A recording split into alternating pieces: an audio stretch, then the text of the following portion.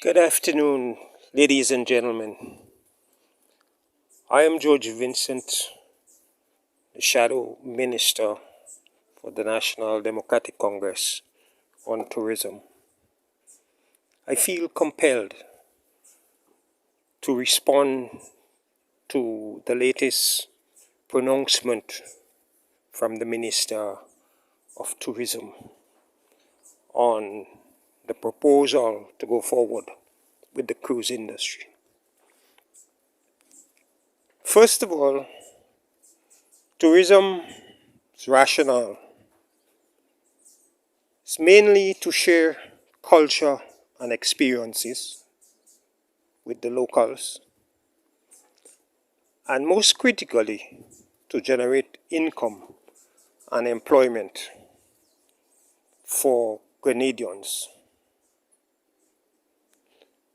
In this new time of COVID pandemic, the number one sharing culture and experiences is definitely off the cards because of the prospect of a second and a third wave of infections. However, it is important to know that the cruise industry prior to COVID benefited a number of people,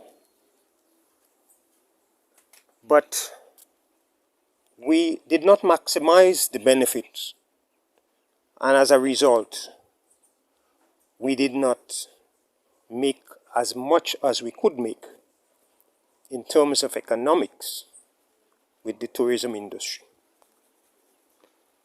The cruise industry allowed people to meet people. The taxi, water and land operators made a living. The vendors plied their trade. Attraction operators got something. And also critical were our nationals who got jobs on the cruise ship. Small business operators made income to pay bills and feed their families. There was a livelihood. However, it must be clear that the latest figure that I have says that every cruise passenger spent approximately US $30 per trip per passenger. This is compared with US $140, which is the daily passenger spend in the Bahamas. Although the money spent by the cruise industry were much smaller than that of stayover visitors, the money spent by the cruise industry had a bigger multiplier. In other words, $1 US circulated widely and remained in the economy, particularly in the rural economy, where people were able to survive and to create a livelihood. It is estimated that 1,000 people benefited directly from the cruise industry, which means that 5,000 persons, estimating that there is a family of 5,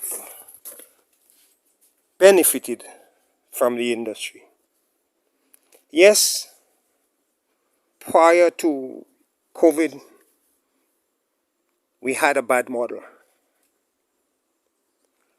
Yes, we had cultural exchanges, but the economics, income and employment was about basic survival. And this was because there were very few things to do on island. There were limited variety of items to purchase. Visitors were rushed on tour buses to and from sites, and they gazed on us while we watched them pass in air-conditioned buses. There were very little linkages to agriculture or our culture.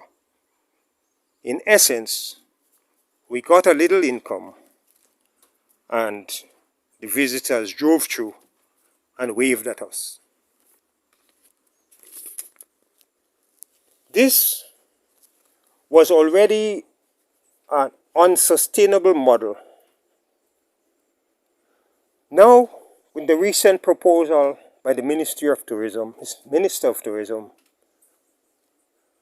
this model as proposed is unsustainable, untenable, and should not proceed as proposed. The model asks us to forgo access to beaches. Which beach? Which ones? For what time? And when? The model proposes spend of $4,000 US. This gives us $13 US approximately per passenger per visit, plus some promise advertising. We are worth much more than that. Madam Minister, we understand the need to stick to the COVID protocols. We cannot afford to be infected with a second or a third wave. Therefore, we need to be careful. However, we can't do much better than that for giving up, even for a few hours, the use of our most valued resources, our beaches. This is an opportunity, Madam Minister, to negotiate a new model for Grenada's cruise tourism industry where we can benefit much more than prior to COVID, when we generated $30 US per passenger. We must recognize that the cruise industry is suffering as much as we are in the destinations, and are desperate to get new business and a post-COVID model going. We must note that the trends to buy islands, buy attractions, buy beaches are first and foremost on the minds of the cruise industry. We must note that the trends is towards all-inclusive operations where locals are left out and marginalized. We must note and be careful not to create a situation where we are facilitating what the cruise industry is looking for.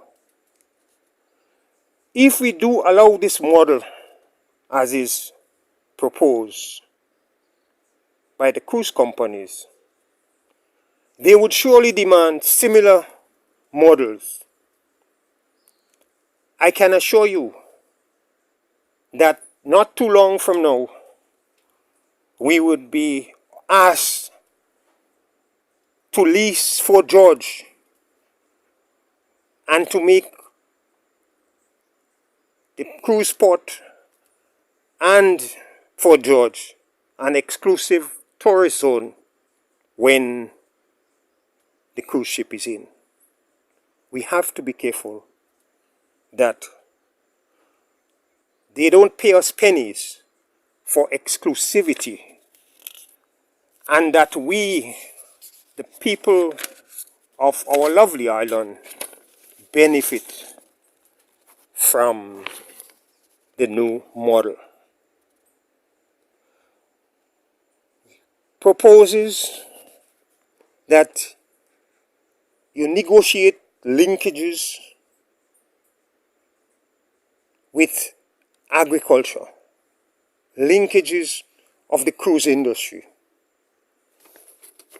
We can offer the following, Madam Minister, to the cruise industry, which they use on a daily basis on board the ship.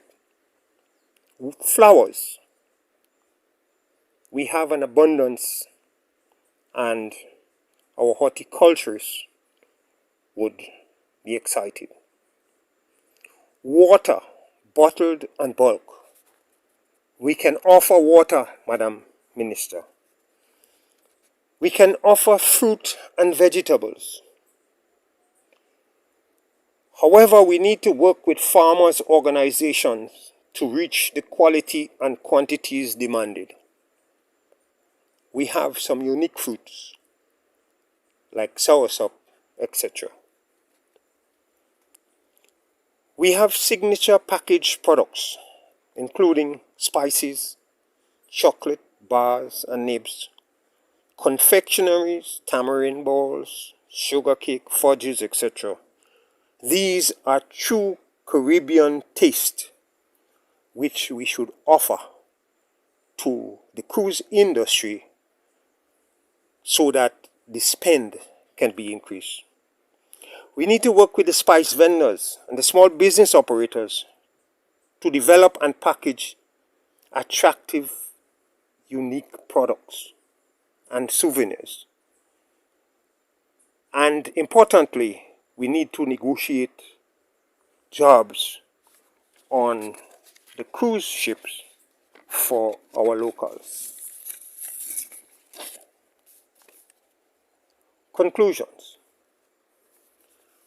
The model as proposed sets a dangerous precedent for Grenada and the region as a whole.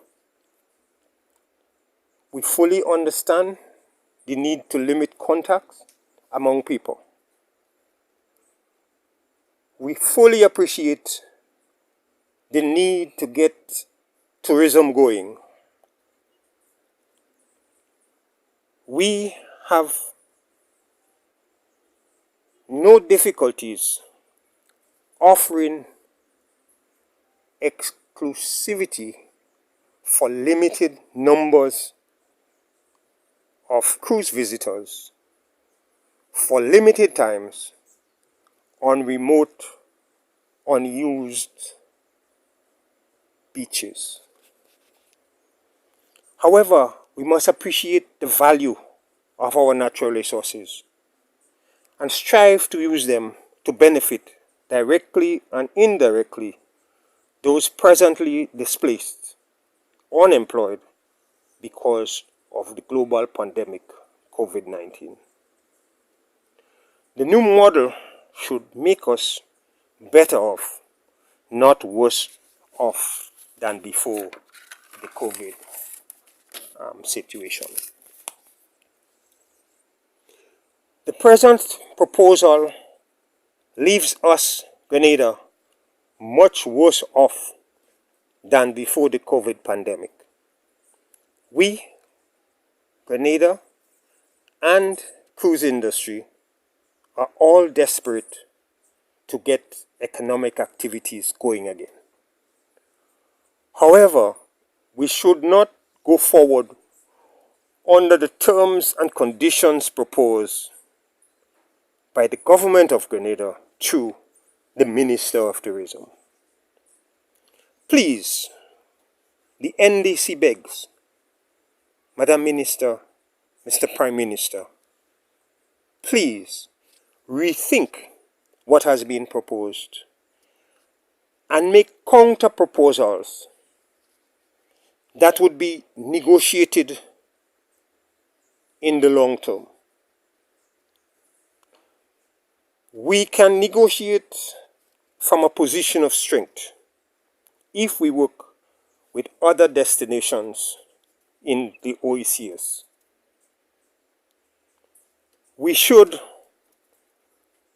benefit at least to US $100 per passenger with this new arrangement if negotiations are conducted across the board. We at the NDC sees this proposal as intellectually lazy, unsustainable, untenable, and unthinkable in the form it is proposed. I thank you.